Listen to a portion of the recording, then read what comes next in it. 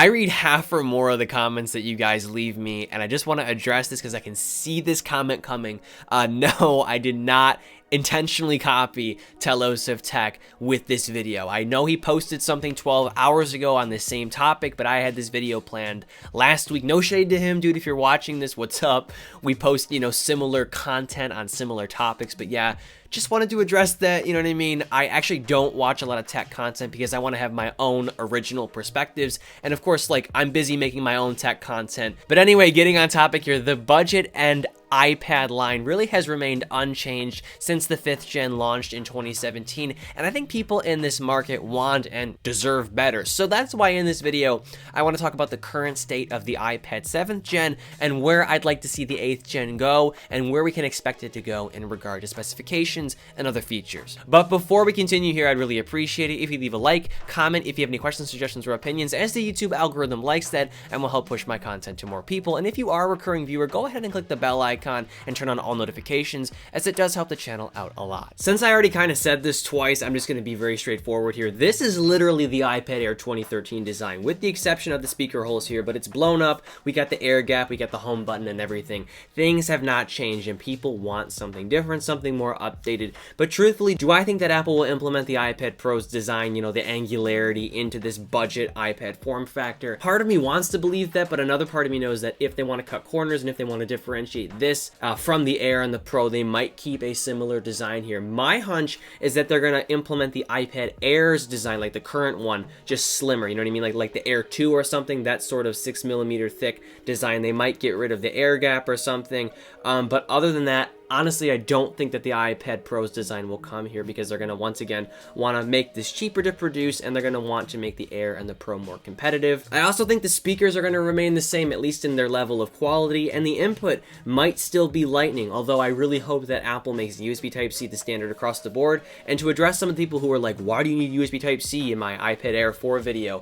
Welcome to 2020. It's the most versatile connector. You can connect your iPad to displays and drives and other peripherals very easily. It was like USB Type-A when it came out, you know what I mean? It became like the standard of all connectivity. So it's a very important port, and I hope that they implement it in a cheap iPad like this. They also might get rid of the headphone jack, although I do think that it might persist because let's just be real here. If you are on a budget, and you want to buy an iPad or any device for that matter, chances are you're going to be spending money on, the device itself rather than wireless headphones, so the headphone jack might still persist. But beyond design, display is where things are going to get different here, and speculation and leaks point towards a 10.8-inch panel on this next-gen 8th-gen iPad, so it's probably going to have like a full-screen type display, hopefully not a home button, but yeah, that is very much where things are going towards. Apple's probably going to make all the iPads resemble the 2018 iPad Pro in some way or another. Hopefully they also have an under-display fingerprint sensor, because if they don't, then you're going to have to use a passcode to unlock, which isn't horrible. I mean, the Tab S6 Lite is like that, so it might be like equivalent in that way, in regard to biometrics.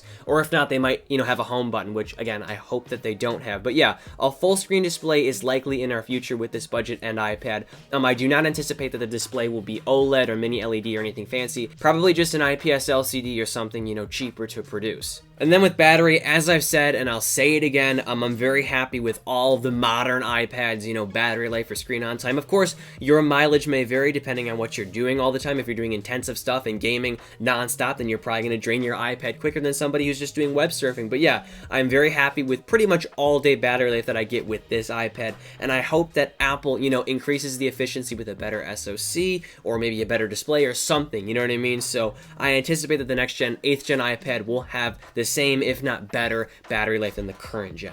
And then with the cameras, the front and the back facing, I don't think Apple's going to change much, if at all. They might keep the same 8-megapixel sensor and the same 1.2-megapixel sensor on the front. That's fine with me. I don't think people buying this iPad are buying it for photography anyway, so long as it can accommodate FaceTime and Skype and just any video chatting or any basic photo taking.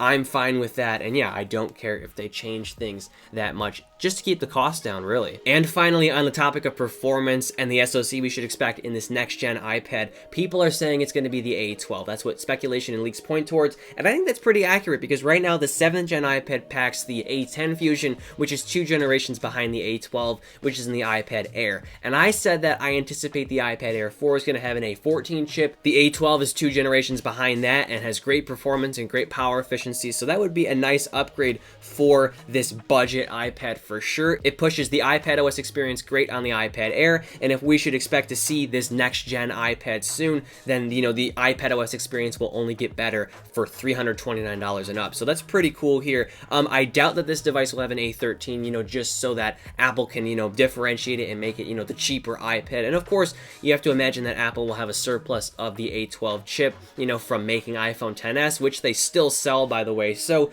I really do think that the A12 will be implemented into this product. And yeah, that's what I expect and want from the next gen iPad. Hopefully we see most of what I listed here in this device, especially a full screen display. And I'm excited that Apple is going to make, the budget end iPad even better and more modern than its current form, which, like we said, is very outdated. And that about wraps things up here. I hope this video helped you out. Once again, I'd appreciate it if you leave a like, comment, and of course, subscribe for more content like this. Expect some Surface Book 3 and MacBook Pro content coming soon. I'm going to be comparing the Tab S6 Lite to the iPad 10.2 inch, so stay tuned for that. And yeah, as always, I'm Noah, and I will catch you all in the next one.